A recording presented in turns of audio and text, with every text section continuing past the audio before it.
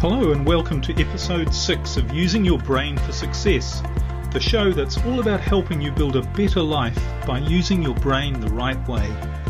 I'm Liam Naden and I'm glad you're here.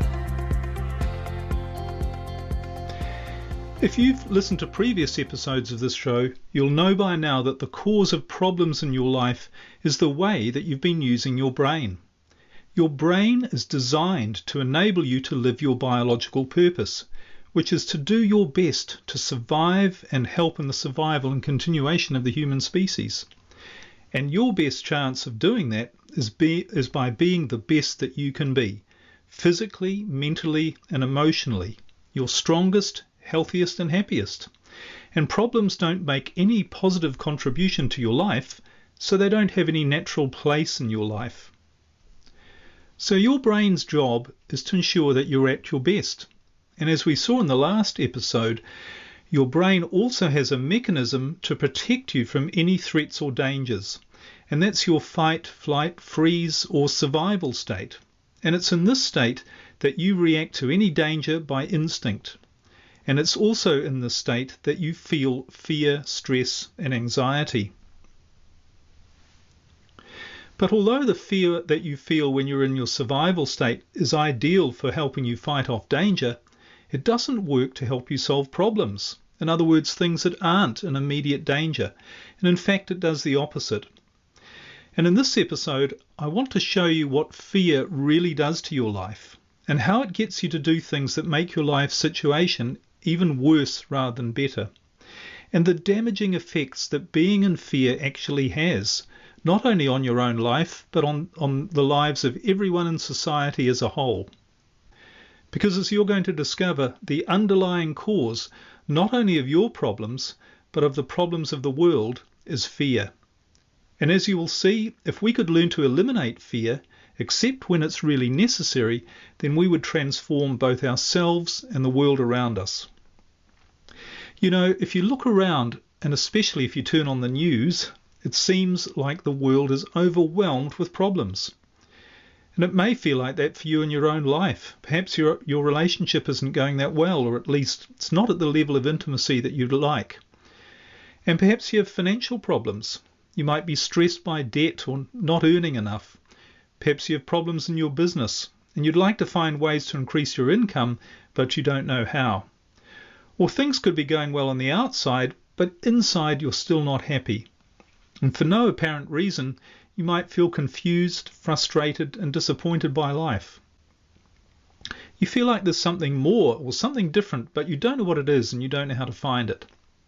Well, you know, I've been in all of those places, and I know that it's no fun. But just as in your life, if you look at the world, it seems like there's an epidemic of problems and dysfunction. There seems to be virtually constant conflict, not only between people, but between nations, cultures, and even religions. And people are struggling financially. Divorce rates are high, and many of the health and education systems seem ineffective. And it's causing people to feel stressed, worried, afraid, and confused like never before.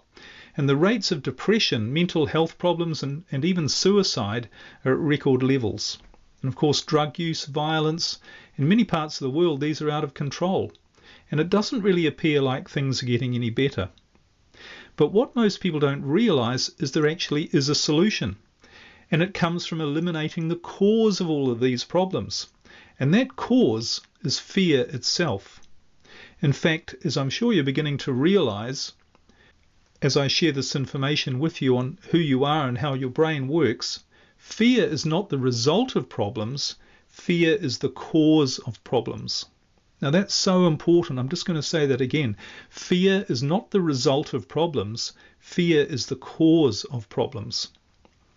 And when you understand that, and my purpose in sharing this with you is to help you understand that, then you realize that your only mission in life is actually to remove fear from your life.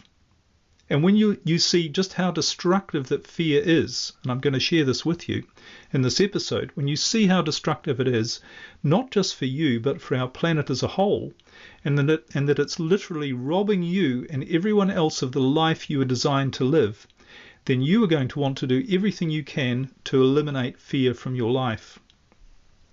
Now, the funny thing is we've actually been warned about fear and about how it is the enemy by virtually every great teacher throughout history.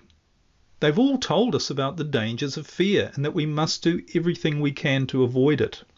I mean, if you look in the Bible, it uses phrases such as, be not afraid, do not fear, have faith, have trust. And it says this over and over, literally hundreds of times. So it's telling us, but why is there so much emphasis on avoiding fear? Well, it's not just a nice idea. It's vital if you really want to live a life to your highest potential. But even though you're told not to be afraid, you still are. And it's because no matter how hard you try, you can't seem to overcome it. And that's because you're not using your brain the right way. Let's look at fear more closely. I mean, what it really is and the true effects that it has on you. And not only on you, but on your behaviour and your life, and the behaviour and lives of others. And when you start to realise the surprising truth about fear itself, you'll understand how destructive it is and why we've been told to avoid it. Okay, so what is fear and what causes us to feel it? Well, as you may recall from the last episode, fear is simply your body's response to your brain telling you that there is something in your environment that is a threat. There's something going on right now that could harm or even kill you. And when your brain recognizes a danger, it releases a flood of chemicals that activate something called the sympathetic nervous system. And this diverts all of your physical and mental resources towards defending you from the threat. So your heartbeat and your breathing quicken so that you're stronger and you're faster. And you go into this fight, flight or freeze mode where you start acting by instinct.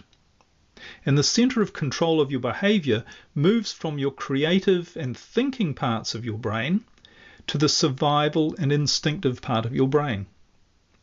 And while the instinctive part of your brain is ideal to protect you from an immediate threat, it puts a strain on your body. So it really is only designed to be used for short bursts of real danger. But if you stay in that state for longer periods, which is what you do if you're feeling stressed, worried, fearful or frustrated for a long period, then it can overload and damage you. And that's why stress is responsible for a large range of health problems. Everything from headaches, sleep problems, digestion issues, to bigger things such as heart disease and even cancers. They've all been attributed to stress. But in fact, there are much more serious effects and problems created by being in a fearful state than just physical problems. And these are the effects that it has on your behaviour. Now, of course, one of the most obvious behavioural effects of feeling stressed is that your brain looks for the quickest way to relieve your stress. And that often involves doing something that might solve the immediate problem, that might make you feel a bit better right now, but which is not actually good for you in the longer term and can even create more problems. So this can include things such as taking drugs or eating unhealthy foods such as those that are high in sugar or that have flavours, or drinking alcohol, and even watching mindless entertainment. And all of these are ways that your brain reacts to stress and fear by looking to find you the quickest and easiest solution to removing some of the pain. So you do something that makes you feel better in the moment, but which only covers up your fear. It doesn't actually solve the underlying problem. Or, in other words, what is making you feel stressed, worried, or afraid in the first place. But fear affects your behaviour in much more profound and devastating ways, and which are much less obvious. To understand what these are, you might recall that one of the descriptions we have for the part of the brain that takes over when you feel fear is the primitive or reptilian brain. And it's called this because it is similar to the brain structure of reptiles, which by comparison to humans are a primitive form of life. Because reptiles act without thinking, they act purely on instinct. And that is also what controls our behaviour when this part of our brain is in charge. We too act by instinct without thinking. And again, that's good when we're faced with a danger and we don't have time to think. But here are some of the things about your primitive brain that you will see can cause you to act in ways that are harmful to you. Now remember, as we start, that your primitive brain can't think, and it doesn't need or want to, because thinking can slow down your response to the danger and therefore be harmful. So when this part of your brain is in charge, when you're afraid or worried, it blocks out your ability to think properly. And again, that's fine for an emergency situation. But if it blocks out your ability to think, that means you can't evaluate a situation properly. You can't think clearly about what all of the best options and solutions might be for your problem. And as a result, you have very little awareness of the big picture of what's really going on in your environment. Your whole brain is only focused on danger, so it's not able to put that danger in context. It also means that your focus is automatically on all of the negative things rather than anything positive. So for instance, if you were being chased by a lion in the jungle, your brain doesn't want you to see all the lovely flowers or hear all the gentle sounds of the breeze rustling through the trees. That would just be a distraction from the danger. So on a physical level, and this has been measured scientifically, your view of the world is automatically to make everything worse than it actually is. And again, this is perfect if you're facing an immediate danger. Your survival may depend on you being able to see every aspect of the danger. So that is where your whole focus goes, to the negative. It's as if your brain is saying, where's the danger? And danger is all that it's on the lookout for. But what if there isn't a real danger? What if you're just worried about something that you think might happen? You're afraid of some future event, such as you might get sick or lose your money. Well, your brain is still looking for a danger, and if it can't find one, it will create one. And in fact, when you're in a state of fear or anxiety, your brain is constantly looking for and finding problems. And that's why people become depressed and negative when they have problems, and why they see things much worse than they really are. I mean, have you ever met someone who had a wonderful life overall, but they might have one problem that's making them feel unhappy? And it's affecting their life much more than it should, so that rather than being grateful for what they have, all they can see is what they don't have. Well, what they don't realize is that by staying in this fearful state, by using their brain the wrong way, it's keeping them stuck. And it's why no matter how much they get, how successful they are, they will never be happy because their brain is focused on their problems and creating more. Problems are all that their brain is letting them see. The brain is being told there is a problem, and so it must find one. And it's why in this state, even if you solve problems, your brain is going to continue to find more for you. You'll never be able to rest and be satisfied with your life. So this is why when people who are stressed, they create all sorts of problems in their head that aren't actually real. It's feeding their primitive brain's need to have problems to deal with. So they worry about losing their job, they worry about getting sick or losing their marriage, when none of these things has actually happened or happening in the moment, and maybe it never will happen. So in a fearful state, your brain is designed to make sure that you focus on seeing threats, dangers and problems, and it blocks any part of your brain that might distract you from that or from doing anything other than reacting straight away to the immediate danger right in front of you. So you don't think, you react, and you can't see the big picture, which includes other ways of looking at the situation. But here's what else happens to you when you're in a fearful state. And remember, being fearful also includes feeling worried, frustrated, angry, or any other negative emotion, because all negative emotion has its cause in fear. Now what happens in this state is it makes you more aggressive. Because your brain sees everything in your world as being potentially dangerous, because it's looking for problems, it makes you want to fight back at the slightest hint of a threat. Now this is good for a real threat. I mean, you want to be able to fight an attacker instantly and without thinking so that you have the advantage. However, as I'm sure you've found, reacting aggressively by shouting to scare off an attacker might be effective, but shouting at someone in the heat of an argument or being angry with someone because they say or do something you don't agree with usually only makes things worse. In other words, it makes you feel a bit better in the moment because you got something off your chest, but it only creates resentment and anger after that. It doesn't do anything to solve the real problem in your relationship or the cause of the argument, or to build rapport with the other person, or to get them to feel better about you. All that aggression does, is just usually make you feel worse and the situation worse.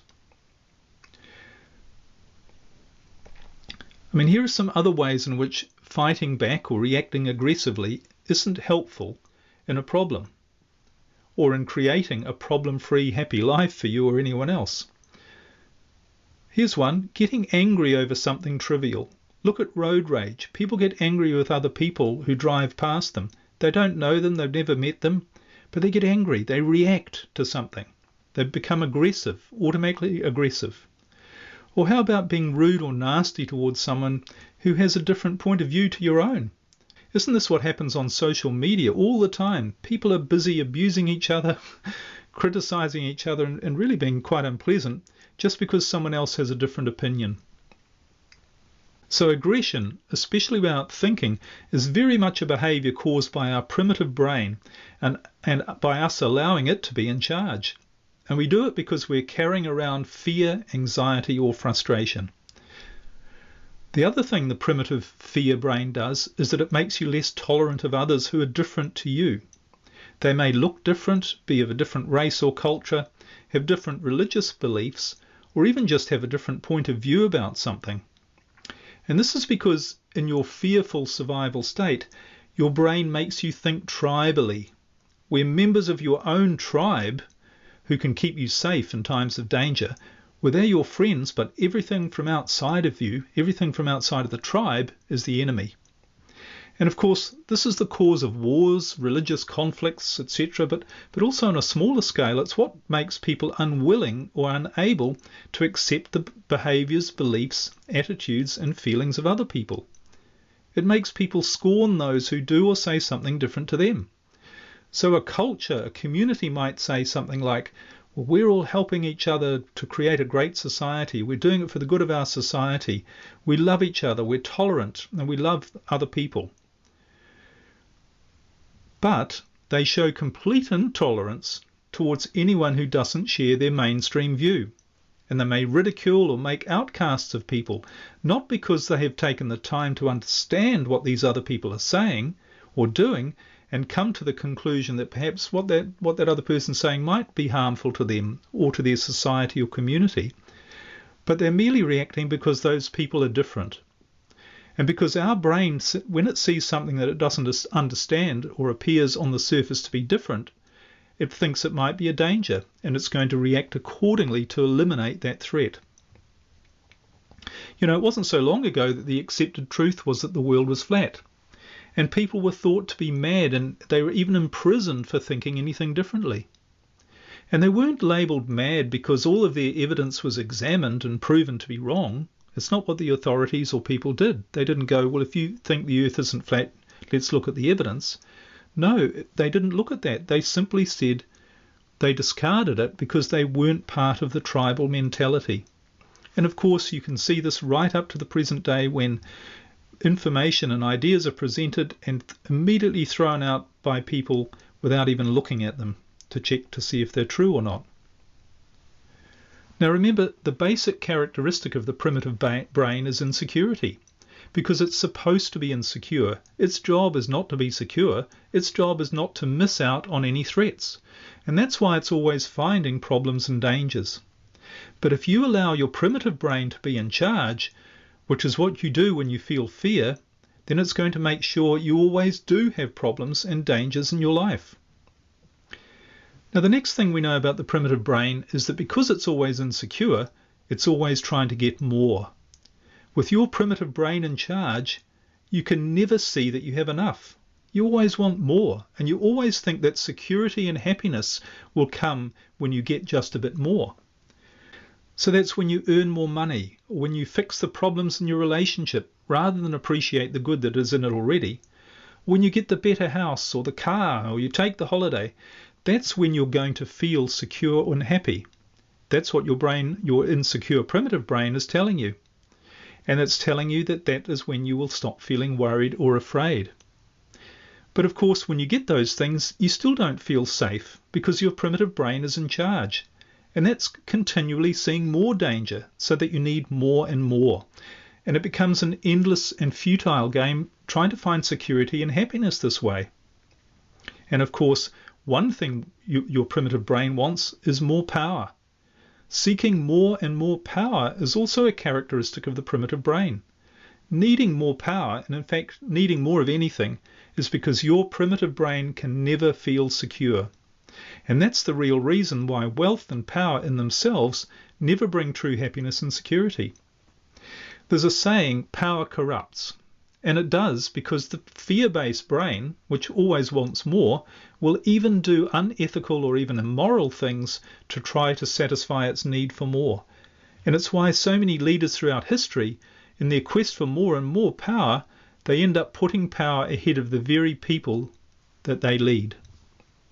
And don't we see this everywhere? The quest for more power, more money, more stuff, and the belief that if you have just a bit more than what you have, you're going to feel happy and secure. I'm sure you've probably felt this. I know I have, and it's what controlled me for most of my life.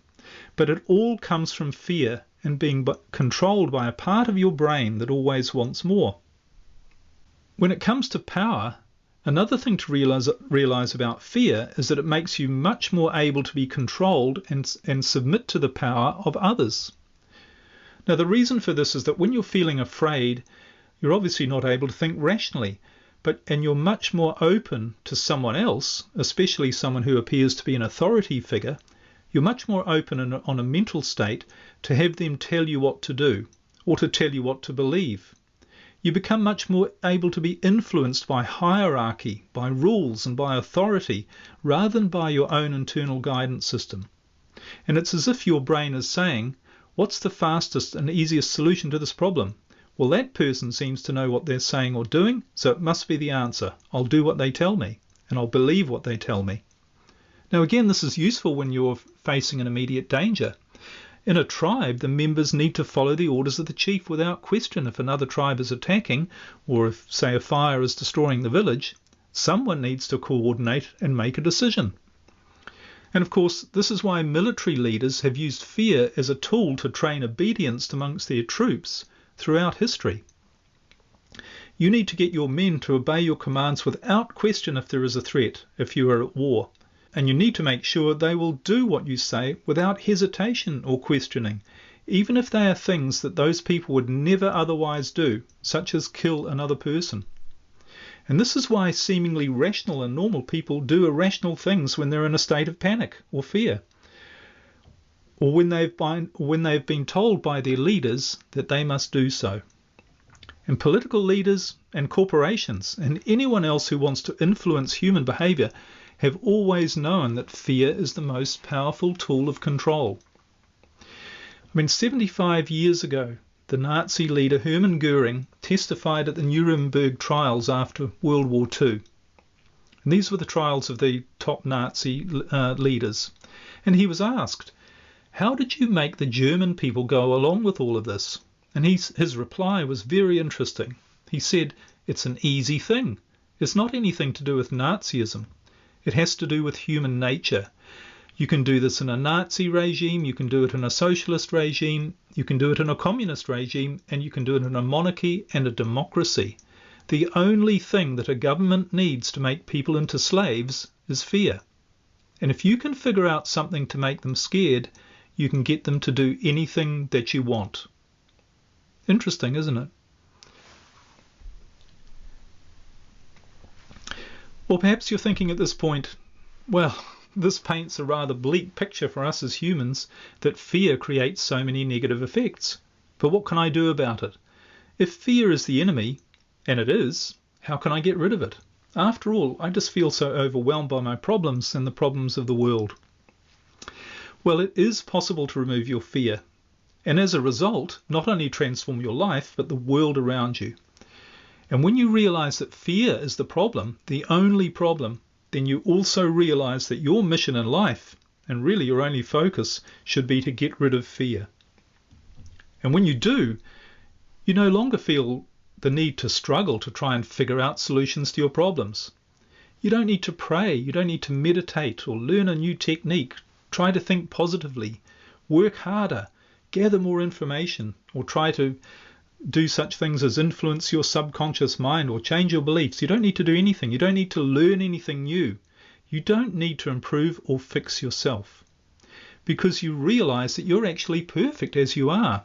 And it's only been because you've been using your primitive brain to run your life by keeping you afraid, and it's been constantly finding problems. That's the only reason that you've convinced yourself that you're not perfect. So all you need to do is get rid of your fear, and then everything else will solve itself.